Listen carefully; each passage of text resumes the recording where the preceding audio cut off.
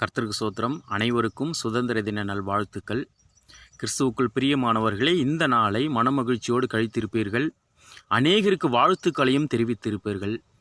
ஆனால் நாம் ஒரு 2 காரியத்தை தெளிவாக புரிந்து கொள்ள வேண்டும். தேவன் இந்த உலகத்தில் எந்த ஒரு மனிதனுக்கும் இன்னொரு மனிதன் அடிமையாக இருக்கக்கூடாது என்பதுதான் கடவுளுடைய விருப்பம். எனவே நாம் வேதாகமத்தில் பார்க்கும் பொழுது எகிப்து தேசத்திலிருந்து பல லட்சம் மக்களை விடுதலை செய்தார்.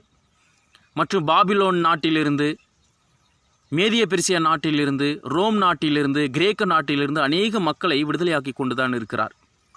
ஆகவே ஆண்டவர் இந்த உலக பிரகாரமாக நமக்கு விடுதலை கொடுத்திருக்கிறார், சுதந்திரத்தை கொடுத்திருக்கிறார். ஒவ்வொரு மனுஷனுக்கும் சுதந்திரத்தை கொடுத்திருக்கிறார். ஆனால் நாம் நம்முடைய வாழ்க்கையில் சுதந்திரமாக இருக்கிறோமா என்று பார்க்கும் பொழுது இல்லை. ஏனென்றால் நீங்கள் செய்யக்கூடிய, நான் செய்யக்கூடிய அந்த பாவத்திற்கு நீங்களும் நானும் அடிமையாக இருக்கிறோம். அதிலிருந்து எப்பொழுது நாம் விடுதலை ஆகிறோமோ அன்று தான் முழு சுதந்திரத்தை பெற்றிருக்கிறோம். விஷயம் புரியுதா உங்களுக்கு? ஆக தேவன் அந்த பாவத்திலிருந்தும் விடுதலை கொடுப்பதற்காக இந்த பூமிக்கு மனித அவதாரத்தை எடுத்து உங்களுக்காகவும் எனக்காகவும் அவர் மரித்தார், ரத்தம் சிந்தி. பாவத்திலிருந்து விடுதலை கொடுப்பதற்காக. அந்த பாவத்திற்கு நாம் என்றைக்கு ஓய்வு கொடுத்து பாவம் செய்யாத ஒரு வாழ்க்கையை வாழ்கிறோமோ அன்னைக்கு தான் நீங்களும் நானும் முழு சுதந்திரத்தை பெற்றிருக்கிறோம். ஆகவே தேவனுடைய அன்பை அறிந்து பரலோகத்திற்கு ஆயத்தப்படுவோம். காட்